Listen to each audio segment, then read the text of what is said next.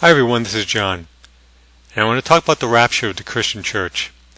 I'll be using verses from the New American Standard Bible on Bible.com. I've recently started going back to church. I've gone to several to try to find the quote-unquote right one for me. Some I liked and some not so much. But I've noticed that none of them really talk about prophecy. And that's too bad, because it's important for people, both Christians and non-Christians, to recognize signs of prophecy, Christians to witness to others the events as they occur, and non-Christians to perhaps rethink their positions. Specifically, churches today never talk about the rapture. The rapture is the biblical event described in 1 Thessalonians 4 as the time when true believers in Christ will be caught up and taken away to be with the Lord. Matthew 24:36 says that no one knows the day or the hour of the return of Christ, but there are many other verses that go into in-depth descriptions of the generation that will see this extraordinary event. I want to say up front that I believe that this is the generation to see the return of Jesus. There are many reasons for this, but there are 5 specifically that I would like to share with you. First, I would like to address a few things about the rapture. To the rapture-watching community, there's a lot of discussion on when the rapture will happen. Not when in terms of time, but rather in terms of where it's placed in prophetic events. Will it be pre-tribulation, mid-tribulation, or post-tribulation? By tribulation, I mean the 7-year span where the Antichrist will reign. I believe in a pre-tribulation rapture, meaning that I think the rapture will happen before the 7-year period known as the tribulation. In fact, I believe the rapture will actually kick off the 7-year tribulation. I'm leaving a link in the description below to a YouTube video that states the case fairly simply. I've also uploaded a copy of the video to my YouTube account so you can see it here as well. Basically, people who believe in a post-tribulation rapture are taking these 2 distinct biblical events and mistakenly combining them into one. Now, these are the 5 prophecies I want to briefly discuss to help state my case that we are in fact the generation to see the rapture. As you can see, not all of them are biblical, and not all of them are really prophecies. The first prophecy I want to talk about is St. Malachy's prophecy of the popes. I know it sounds biblical, but it's not. I'm leaving a link to a video about St. Malachy in the description below, and a complete video on my account, so you can view it for yourself. Basically, back in the 12th century, an Irish priest had a vision of all the popes that would reign from his time until the end, 111 popes in all. He listed them out by describing each one in a very specific way. For example, he said that the 107th pope would be a sailor. Pope John the 23rd was the 107th pope from St. Malachy's list. John the 23rd was the pope from 1958 to 1963, and he was from Venice, Italy, a maritime city known for their seafaring community. St. Malachy predicted that about 7th century before Pope John the 23rd was even born. I know this one time could have been a coincidence, but if you do a search on Google for prophecy of the popes, you'll see that St. Malachy has been right in his predictions of what popes would reign when, every time. According to St. Malachy, this is the last pope, before the quote-unquote end. The next pope, Peter the Roman, will bring the end of Rome as well as the church.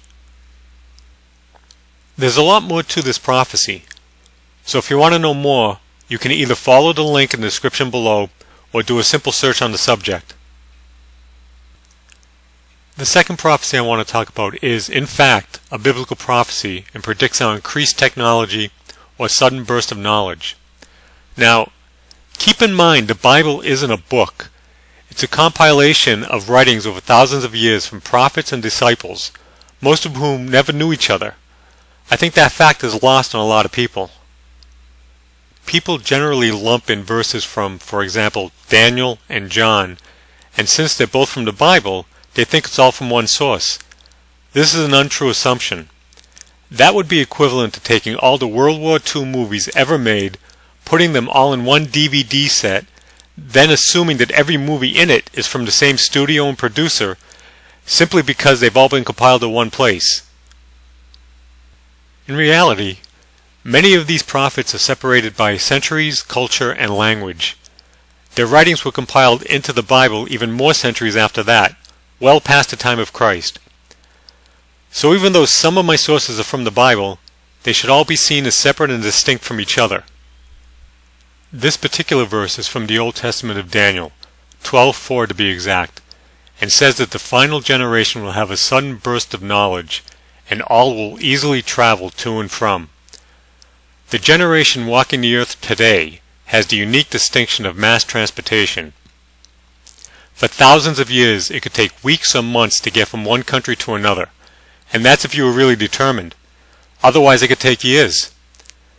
Today, anyone in the civilized world can get to anywhere else in the civilized world within hours. And if you were really determined, you can get to anywhere in the world within a day or two. To put things in perspective, 3,000 years ago, the main mode of transportation in the civilized world was the horse. 2,000 years ago, the main mode of transportation in the civilized world was the horse. 1,000 years ago, the main mode of transportation? The horse. 500 years ago, the horse. 100 years ago, you got it, the horse. Again, the generation walking the earth today has seen that change for the first time in all of recorded history from the horse to cars, trains, airplanes, and more. Even 50 years ago, most of these things were unheard of. Theoretical physicists have also claimed that the atom smasher could help with major strides in both time travel and the existence of the God particle, which could prove the actual origins of the universe. We are, in fact, reaching a hockey stick moment when it comes to technological advances. Graphs like this can represent technology, world population, or if you remove the dates at the bottom of the graph, the inflation of the US dollar. Typically, when the timeline reaches the apex of the hockey stick, be somewhere else. The third prophecy I want to talk about is the rebirth of Israel. And this is from the New Testament of Matthew, as I said, very different from that of Daniel, which was written over 5 centuries earlier. Matthew 24:29 specifically talks about the return of the Son of Man. In fact, all of Matthew 24 talks about the return of Christ, and I have to say it's very enlightening. Jesus says that he will return on the generation that sees the fig tree bloom again. Jesus often spoke in parables, and parables are symbolic, which makes sense because you can only speak symbolically when talking about future events to people who won't understand the state of a future world. Throughout the books of the Bible, the fig tree has been symbolically used to describe Israel.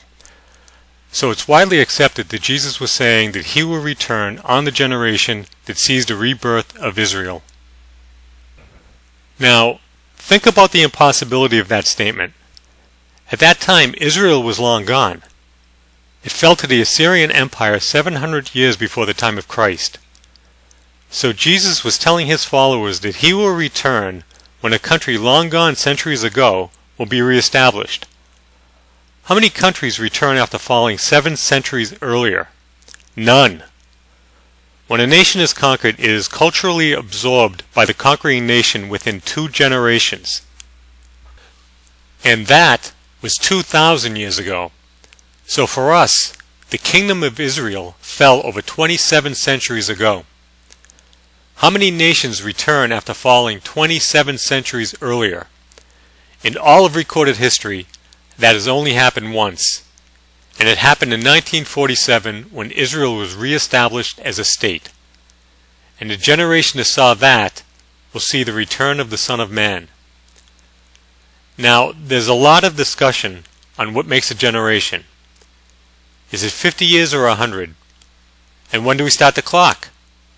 In 1948 when the State of Israel became the Nation of Israel?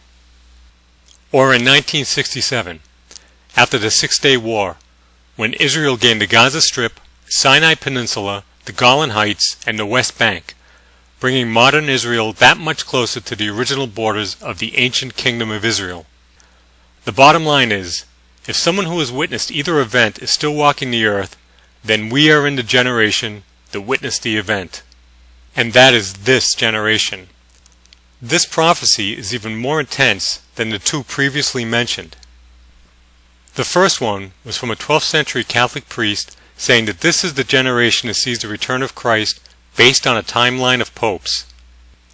The second prophecy was from an Old Testament prophet saying that this is the last generation because of this generation's unique technological strides.